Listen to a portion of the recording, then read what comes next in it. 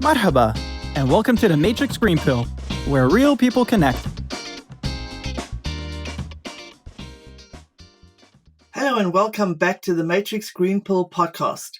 My name is Hilmarie Hutchison and I am the CEO of Matrix Public Relations. I am so excited to introduce today's guest, Aakanksha Tangri. She is a producer and a writer who has worked for the world's top publications and production houses, an advocate for mental health and the founder of Reset. Aakanksha was also featured in the Forbes 30 Under 30 last year, and she's only getting started.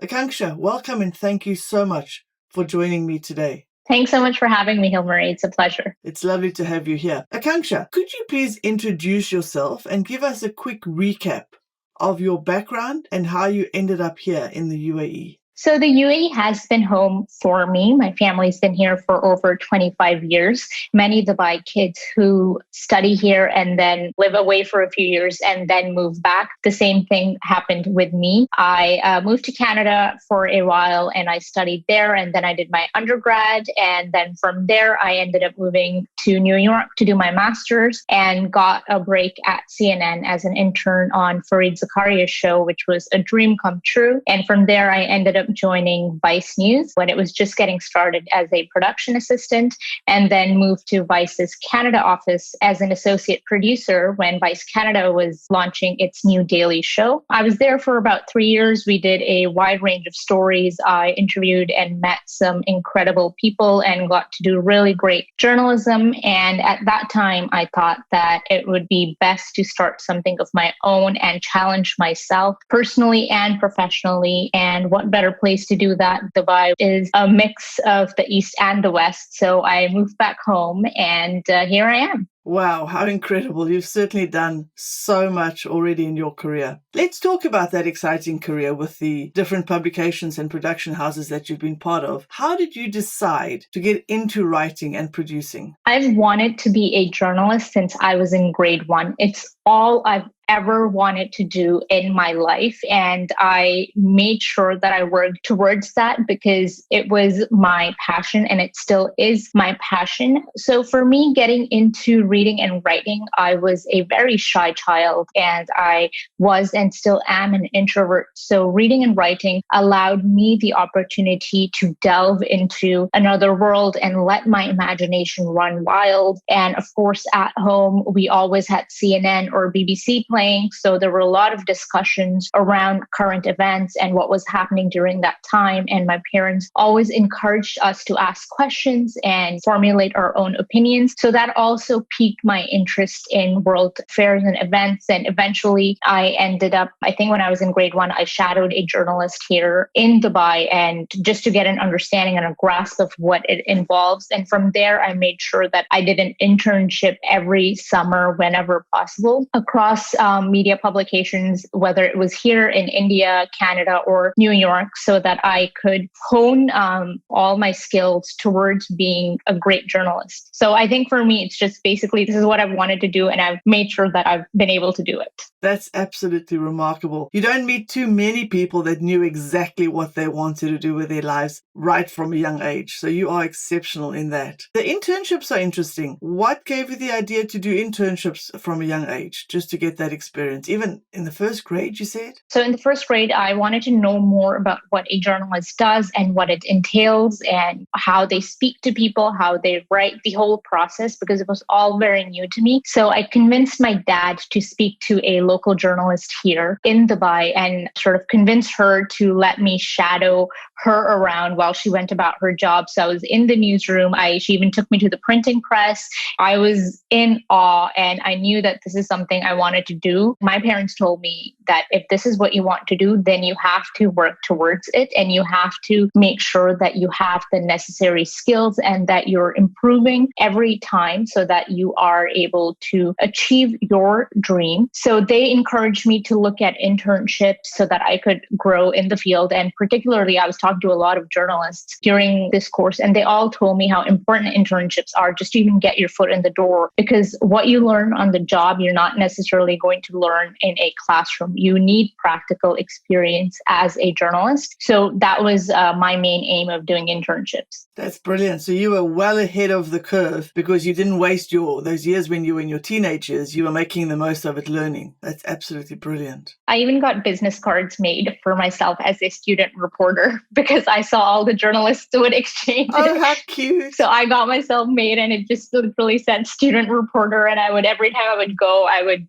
give it, and in hopes of getting a story or cultivating some sources. How lovely. How old were you at that stage? I think I was 15 or 16 with braces. So it was an experience. That's excellent. I love it. So you mentioned that you have met some really great people during your career. Are there any that were particularly memorable or events that really stand out in your mind? For me, it would be meeting Anthony Bourdain, the late celebrity chef. He was an absolute dream to work with. He was visiting Toronto to promote his new book, and I pitched that story to Vice Canada, and we ended up covering his visit. So it involved us making something out of his cookbook and taking it to him and interviewing him over while he ate what we cooked and sort of graded us on it. And it was just an absolute dream because he was such a thorough professional, so warm despite all his accomplishments, and was just a producer's dream who would constantly look at you and be like, is this how you want it? Do you want me to do any retakes? Because a lot of times you have people who are so accomplished who will just do it their way, but he was an absolute team player, and that he was on my bucket list of people I wanted to interview. And that was just a really memorable experience for me. How lovely. Fantastic. Now, let's change direction a little bit and talk about you being a passionate advocate for mental health, well-being and inclusion. When and why did it become important for you to take action within this scope?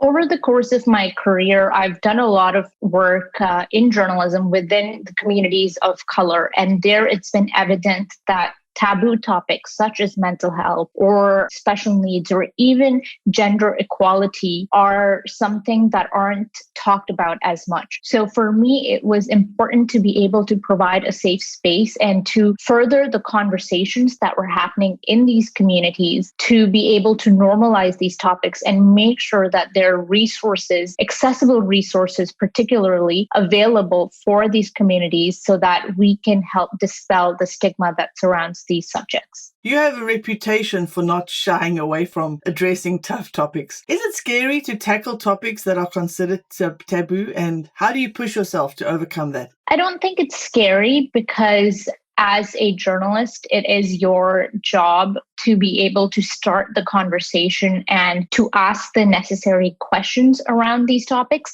I think the one challenge is to get people with lived experiences, whether it's on mental health or special needs, or even those who have faced gender discrimination within their families or their communities, to get them to be able to come forward and share their stories and to trust us to be able to tell these deeply personal experiences. So I think that is the one challenge we've faced. But now it's come to a point where, because we are able to show them the past work that we have done and we are able to get them to trust us, it's become a lot easier because we already have people on the website who've shared their lived experiences. So once you read that and you see how that story is told, it becomes a lot easier for someone to say like, okay, hey, this is how they've covered this person's experience with depression. They've done it justice. I think I can trust them to be able to tell my story as well. Yes, that makes absolute sense. Now, let's talk about Reset. And for those who haven't heard of it, can you please unpack it for us a bit? What is it about? Sure. So Reset is an online platform where we focus on providing stories and resources around mental health and well-being, gender, education, parenting, and inclusion. So here at Reset, you're going to find people's lived experiences. As I mentioned, you're going to have reported stories. We look at the intersection of these topics, particularly from the lens of policymaking. We look at how we can make the world more kinder and and make sure that these resources are affordable and accessible for people who need it the most. We do that through various ways. We host reset dialogues where we bring together experts or people with lived experiences to discuss a topic that is pertinent to the week. And we also do it through Reset News, where we are looking at the daily happenings, particularly around the pandemic and the intersection of mental health or special needs or gender. That's lovely. So you identified a gap and you are providing a solution that can make a real difference to people's lives. With mental health only recently becoming an open topic of conversation here in the Middle East, have you faced any challenges with starting Reset? And if so, what were they? It would be the ones that I mentioned before, getting people to trust us early on and to be able to share their stories, because these are very personal, intimate stories that they're trusting someone that they've never met in their life. So you have to work towards convincing them and developing that bond with them and telling them and showing them rather that you're going to be able to do justice and why they should speak out to you. So here I can give you an example. We did a story on how a 27-year-old artist was able to change her parents' mindsets, initially very conservative and didn't understand mental health, but by speaking out and by channeling her experiences into artwork and then displaying those across her school campus, across her Instagram, she was able to bring a change within her parents, who are now her biggest supporters, and make sure that she goes to therapy on time, that she has everything at home. They look out for any signs when she's distressed. So for us to be able to convince her and her parents to allow us to tell their story, I think that story particularly changed how we cover these topics and allowed people to see that we are the ones that they should open up to, and we can be a safe space for them to confide about their experiences. Yes, you've given them reasons why they can trust you. You've not abused anyone's trust so far, so that's fantastic. Now, what mental health topics do you find are the most talked about in the region? Or would it be better if I said, what topics are the least talked about in the region? You choose. I think most talked about, particularly in the last year with the pandemic, a lot of parents are worried about their children's mental health and how that has amplified, particularly with a lack of socializing for many kids. So that is definitely one area that's seen a rise in interest, because parents are seeing that the pandemic has had an effect on their kids. And then the other one, I think, would be for those who live in the UAE and are away from their families, and they have families in places like India, Pakistan, Nepal, the UK, where the pandemic was really at its peak, and in many countries is right now at its peak. There's a lot of fear of being away from their family members and of fear of being helpless in case of an emergency. So that also has repercussions on people living here in terms of anxiety, depression, and other mental health challenges that can develop out of this fear. And then I think the third would be burnout with the work from home routine, particularly for parents who are managing distance learning, home chores, and remote working. Burnout is definitely one topic that's come to the forefront because I think everybody's just tired a lot of the time. Yes, that makes absolute sense. Now, keeping in mind that each case is unique, are there some basic tips that you can share for anyone struggling with mental health? The first thing I'd like to say is that know that there is nothing wrong with you, with what you're experiencing. Mental health is a part of our daily lives, and that you should be able to speak out without fear, without judgment. It is okay to ask for help. That is something I'd like to say. Do not hesitate in asking for help, whether it is looking at free resources or support groups within the region, or whether it's confiding in a friend or a loved one, or going to your employer and seeing what the provisions are in your workplace for you to be able to access mental health services. And then secondly, I would say that look at what you can do within your day for yourself. So whether it is just sitting and enjoying a cup of coffee for a few minutes, or whether it's treating yourself to something, anything that you can do that'll sort of give you a momentary pick me up. I think that is really important because oftentimes self-care is looked at something very elaborate, but self-care can also just be you buying yourself a coffee that you like, or it can be you saying, no, I don't want to meet this person. I'd rather just stay at home, or no, this person is toxic for my mental health. I'm setting boundaries. Self-care is doing what is best for yourself. So I think that is also something I'd like to say that people really should embrace. It can be very difficult, but I think once you take the first step forward, it gets easier. Finally, I know that this has been said and done before, but I truly believe that getting some physical exercise or some form of exercise can really help, even if it's just distracting you from the situation on hand. But I do believe that it can be a great coping mechanism as well. Wow, those are absolutely valuable tips you've just shared. And as you said, with self-care, I think the feeling for a long time was that it's selfish and many people wouldn't want to come up or feel like they're being selfish, but it's so important for one's well-being. So excellent. And I think your point about movement also, it doesn't have to be half an hour of heavy exercise just to get moving, I think can reset your thinking at that time. Yeah, absolutely. One more thing I'd like to say is given that we're all online a lot more, it's very easy to fall into a comparison trap based on what you see on social media. So just remind yourself that you're seeing people's highlight reels on social media. Very few people actually post about their failures or what went wrong in their day. So that's something to definitely keep in mind because we're all guilty of comparing our lives with what we see on a screen. So also find time to put your phone away and not doom scroll as much and just focus on yourself and your life without trying to fall into that comparison trap that often happens. I love that. Excellent. Doom scroll. Stay away from that. I love it. Very good. So you've had a fantastic career up until now. You've already accomplished so much. What are some of your future goals and what's next for you and Reset?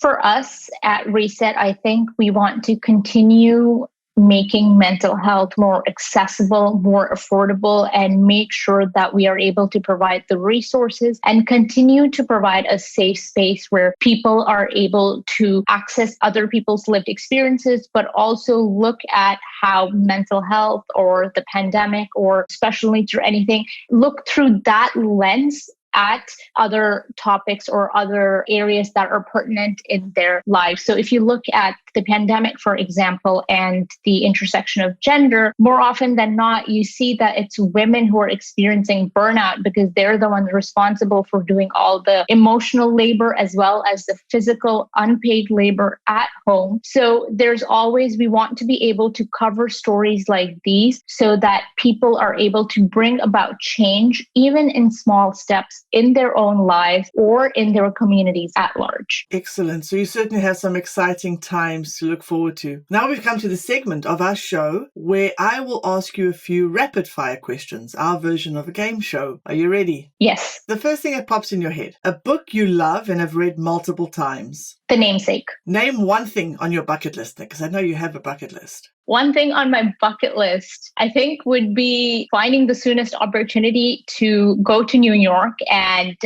meet my best friend and her baby. Oh, lovely. I know you've also traveled a lot. So a favorite travel destination? London. And what is one thing you do every day, no matter how busy you are? Play with my dog. Oh, lovely. Thank you for playing along. That was the end of our game show. Now, before we wrap up, we would like to do our green pill moment. So what is the green pill advice that you would want to give to your younger self? I would tell my younger self to believe in herself more and to not hold herself back as much and to just take that leap of faith in situations where you're hesitant to, because you never know how it'll just work out in your favor. Excellent advice. And I'm sure this is excellent advice that our audience will also benefit from. Aakanksha, thank you so much for sharing your fantastic and inspiring story with us today, as well as the excellent tips that you've shared. I'm sure our audience will thoroughly enjoy this conversation as much as I have. I know a lot of young entrepreneurs are going to be inspired by your story and your advice. Before we say goodbye, could you please tell our listeners where they can find and follow you? And we'll also put this in the show notes. Yep. Our website is resetyoureveryday.com and our Instagram is @resetyoureveryday. Thank you so much, Hilmarie, for having me. It's been an absolute pleasure. And I actually love doing the rapid fire because it caught me off guard and I like to be prepared. So this was a good one to keep me on my toes. Thank you again so much for joining us today. We wish you and Reset all the very best. Thank you. Thank you so much. If you enjoy our conversations, please like and subscribe. See you next Wednesday.